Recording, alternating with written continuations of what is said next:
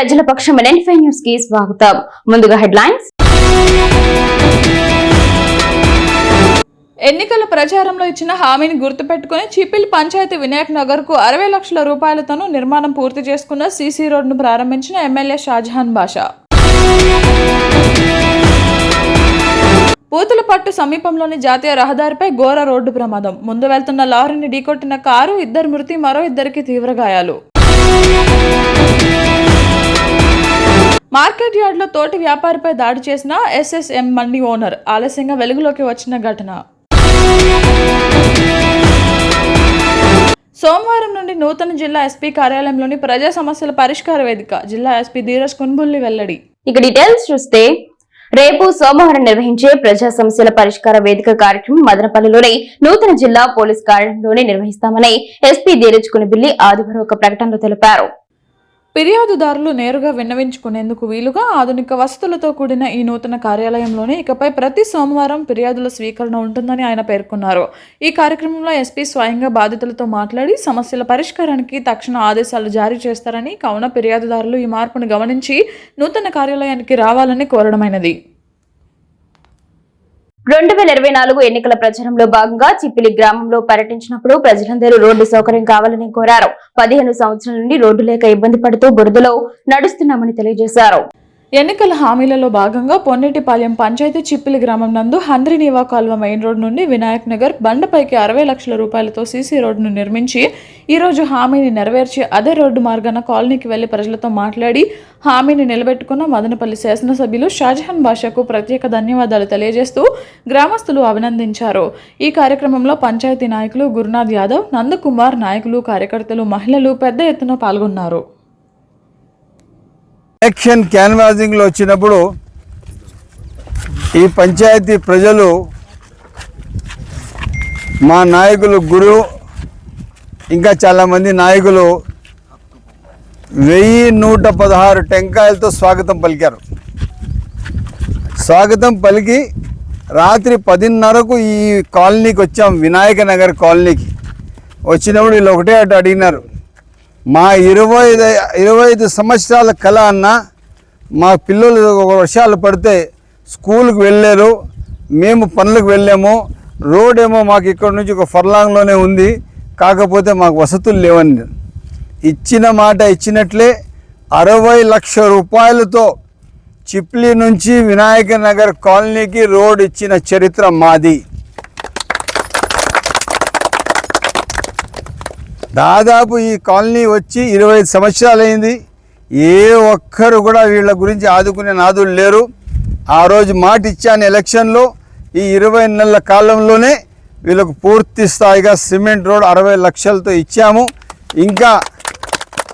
ఇంకా డ్రైన్లు కూడా అడిగినారు. కాన్స్టిట్యున్సీలు ఇంకా పల్లెలు ఉన్నాయప్ప, ఉంది అవి అయిపోయి వాళ్ళు ఇస్తామని చెప్పినాము వీళ్ళకి. అది వీళ్ళు అవి కూడా ఇప్పుడే ఇచ్చేస్తే బాగుంటుందన్నా అన్నారు. ఆశకు కూడా అది ఉండాలప్ప అని చెప్పినాము. కాకపోతే శాంక్షన్ ఎట్లా వస్తే అట్లా తప్పకుండా ఇస్తాము. ప్రజా సమస్యలే మా బాధ్యత, సకాలంలో పరిష్కారమే మా ధ్యేయం అని చెప్పి పనిచేస్తున్నాం. వీకోట మార్కెట్ లో ఆంధ్ర, తమిళనాడు, కర్ణాటక సరిహద్దు ప్రాంతంలో ఉన్నటువంటి మార్కెట్ యార్డ్ దాదాపు 1000 కిలోలు కూరగాయలు ఎగుమతులు ఉంటాయి. రాష్ట్రంలోని కూరగాయలకు ఎగుమతి అయ్యే యార్డ్ వీకోట మార్కెట్ యార్డ్ నిత్యం వందల బండ్లు తమిళనాడు రాష్ట్రం కోయంబేడుకు తరలిస్తూ ఉంటారు. అయితే మొన్నటి దినాన ఉగాది సెలవు కావడంతో మార్కెట్ యార్డ్ సెలవు ప్రకటించారు. అది తెలియక మార్కెట్ యార్డులో చిన్న సాదా మండి నాగరాజు తెలియకుండా మార్కెట్ యార్డ్ను ఓపెన్ చేసి ఉంచాడు. అయితే కొంతమంది రైతులు సెలవు తెలియకుండా కూరగాయలు మార్కెట్కు తీసుకువచ్చాడు. మార్కెట్ మొత్తం సెలవు ఉండడంతో ఏమి చేయాలో దిక్కుతోచని స్థితిలో రైతు ఉండడంతో నాగరాజు అనే ఒక షాపు యజమాని షాపు తెలుసుకుని ఉండడంతో గమనించిన రైతు ఆ సరుకు యాజమాన్యానికి అమ్మినాడు. అది గమనించిన BMS నుండి ఓనర్ సెలవు ప్రకటిస్తే ఎలా షాప్ ఓపెన్ చేస్తామని అతనిపై భూత పురాణాలు మాట్లాడి అతనిపై దాడి చేసిన ఘటన ఆలస్యంగా వెలుగులోకి వచ్చింది. ఇది కాస్త సోషల్ మీడియాలో వైరల్ అవడంతో అతనిపై చర్యలు తీసుకోవాలని రైతులు డిమాండ్ చేస్తున్నారు. అయితే నాగరాజు ఇచ్చిన కథనం మేరకు నేను షాప్ ఓపెన్ చేసుకుండగా నాపై వచ్చి దాడి చేసి పచ్చి బూతులు తిట్టి నన్ను కొట్టే ప్రయత్నం చేశాడని, రైతులకు పండించిన పంట అమ్మి ఇవ్వడం తప్ప అని నాగరాజు ఆవేదన వ్యక్తం చేశాడు. నాగరాజుపై దాడికి ప్రయత్నించిన అతనిపై కఠిన చర్యలు తీసుకోవాలని నాగరాజుతో పాటు రైతులు డిమాండ్ చేస్తున్నారు. పూతలపట్టు మండలంలోని పి కొత్తకోట సమీపంలో ఆదివారం తెల్లవారుజామున సుమారు 3 గంటల 30 నిమిషంల సమయంలో ఘోర రోడ్డు ప్రమాదం జరిగింది. కర్ణాటక రాష్ట్రం మండ్య ప్రాంతానికి చెందిన కుటుంబ సభ్యులు తిరుమల దర్శనానికి వెళ్తుండగా వారు ప్రయాణిస్తున్న KA11C8932 నంబర్ గల షిఫ్ట్ డిజైర్ కారు ముందు వెళ్తున్న గుర్తు తెలియని లారీని ఢీకొట్టింది. ఈ ప్రమాదంలో 2 వ్యక్తులు అక్కడికక్కడే మృతి చెందగా మరో 2కి స్వల్ప గాయాలు అయ్యాయి.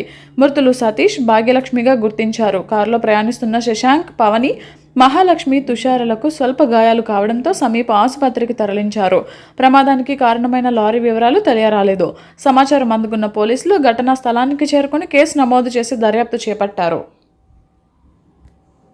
నిమ్మనపల్లి మండల కేంద్రంలోని MRC కార్యాలయంలో వివేకానంద మిషన్ ఉచిత వైద్య శిబిరానికి విశేష స్పందన లభించింది. వివిధ పంచాయతీలకు చెందిన ప్రజలు పెద్ద ఎత్తున హెల్త్ క్యాంప్ లో పాల్గొనడం జరిగింది. ఇందులో భాగంగా ఆరోగ్యమే మహాభాగ్యం అని వింటుంటాము. ముఖ్యంగా గ్రామీణ ప్రాంతాల్లోని ప్రజలకు అనేక రకాల వ్యాధులు, అనారోగ్యాలకు గురవుతుంటారు. అనేక వ్యాధులకు గురవుతున్న ప్రజలకు వివేకానంద మిషన్ ఉచిత వైద్య శిబిరం సహస్ర హాస్పిటల్ మదనపల్లికి చెందిన డాక్టర్ రామరెడ్డిచే ప్రజలకు ఆరోగ్యం పట్ల అవగాహన కల్పిస్తూ ఉచితంగా వైద్య పరీక్షలు నిర్వహిస్తూ మందులు పంపిణీ చేశారు. అనంతరం ప్రజలందరూ ఆరోగ్యాన్ని కాపాడుకోవాలని, ఆరోగ్యం పట్ల నిర్లక్ష్యం వహించరాదని డాక్టర్ రామిరెడ్డి తెలిపారు. ఈ కార్యక్రమంలో డాక్టర్ జి రామరెడ్డి సిబ్బంది, technicians Rajgopal, Shankara, Venkatesh, Prasad, PRO Manjunath, staff nurse Nagamani, Yashwitha, నాయకులు నారం సోమశేఖర్, ప్రవీణ్ కుమార్ రెడ్డి, శ్రీనివాస్ రెడ్డి, శేఖర్ రెడ్డి, మహేష్ రెడ్డి, బాబురెడ్డి గ్రామస్తులు పాల్గొన్నారు. Doctor Ramareddy orthopaedic surgeon, managing director Sahasra hospital Madanapalle. ఇక్కడ ఈరోజు ortho mega free camp conduct చేస్తున్నాము. On behalf of Vivekananda trust వారి ఆధ్వర్యంలో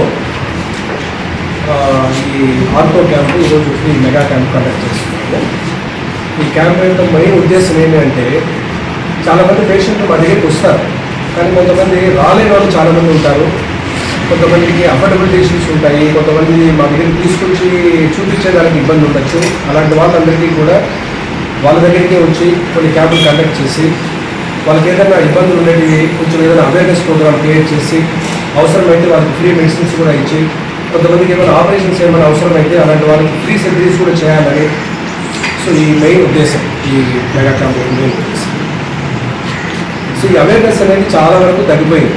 చాలామందికి ఏమంటే ఆహారం విషయంలో అవగాహన లేదు. కొన్ని ఏదైనా చిన్న చిన్న ఎక్సర్సైజ్ ఏమైనా చెప్తూ కురబలకోట మండలం పిచ్చిలవాండ్లపల్లి గ్రామం ఎర్రజేసుపల్లిలో 2 గ్రామాల ప్రజలు తాగునీటి కోసం కొట్టుకుంటున్న పోలీసులు, పంచాయతీ అధికారులు గానీ పట్టించుకోలేదని ఆదివారం సిపిఐ జిల్లా కార్యదర్శి సాంబా ఆగ్రహం వ్యక్తం చేశారు.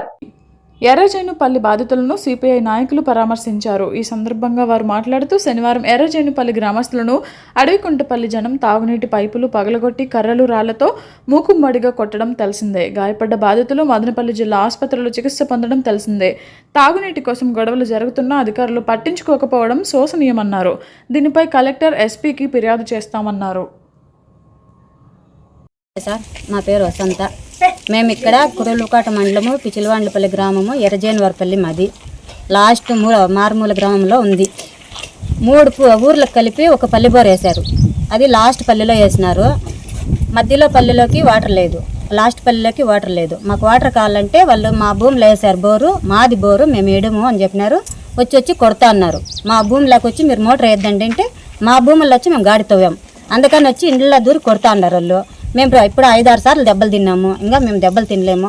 మాకు అసలు ఆ బోర్ వద్దు, సీజ్ చేసేయని. మళ్ళీ గవర్నమెంట్ వేస్తే వేయని, లేకుంటే కూడా ఉంది అంతే.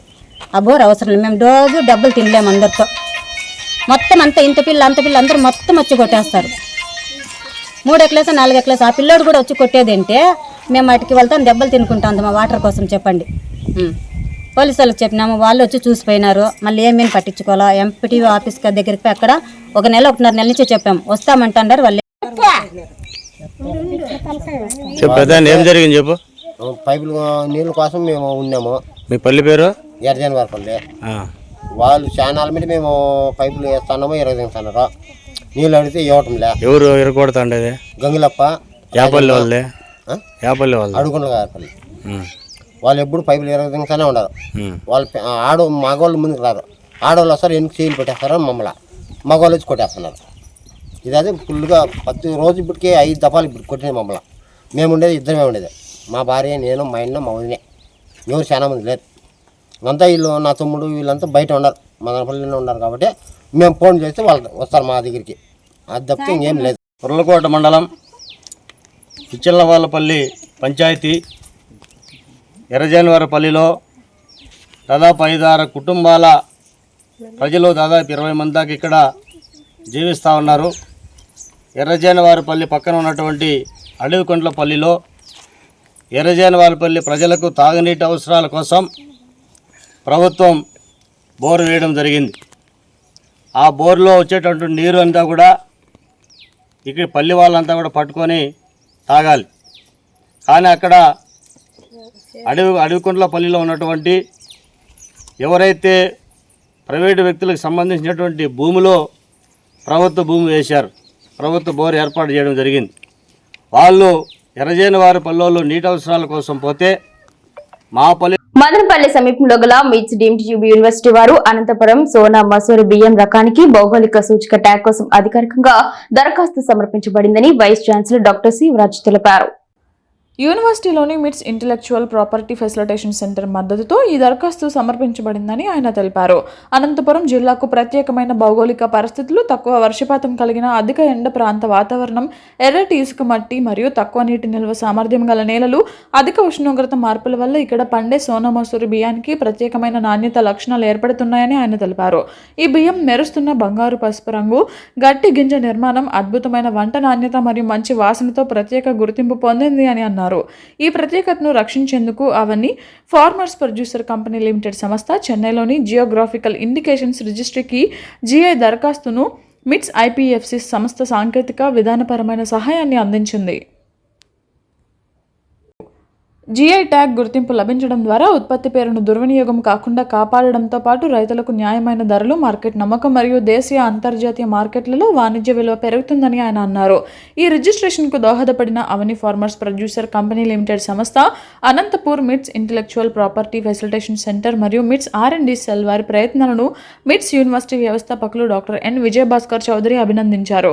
ఈ కార్యక్రమంలో founder and chancellor doctor N Vijayabhaskar Chowdary, pro chancellor N Dwarakanath, vice chancellor doctor C Yuvaraj, adviser doctor టెక్, doctor Tulasi Ramanaidu, associate dean doctor P Sivaiah మరియు తదితరులు పాల్గొన్నారు. అనుక్షణం ప్రజల పక్షం NNT5 న్యూస్ ఇంతటితో సమాప్తం. తిరిగి రేపటి బిల్టన్లో మళ్ళీ కలుసుకుందాం. అంతవరకు సెలవు, నమస్కారం.